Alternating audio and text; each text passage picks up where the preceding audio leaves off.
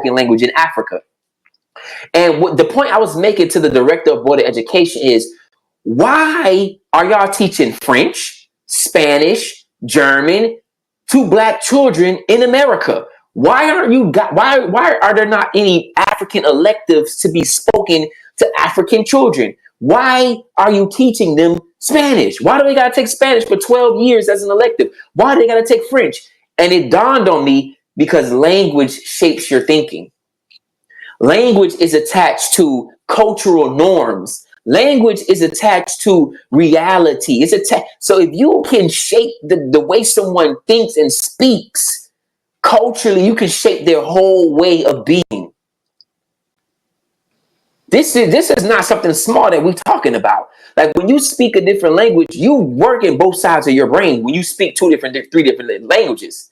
That's why children who can come from different nations, they can catch on the concepts faster than children growing up in the States, because they speak different language. A European language to an African, you trapping their mind to think like a European. There are certain words in African languages that don't exist in our culture.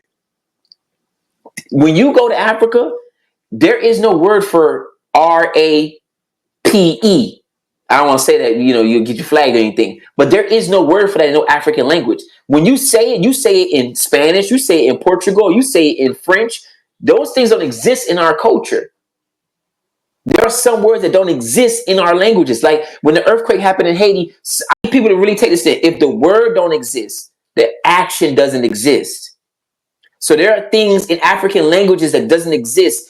Nursing home. There's no word for nursing home in any African language, because we don't throw away our old. That's a European concept. There's no term for RAPE in our culture, because we don't do that to our women.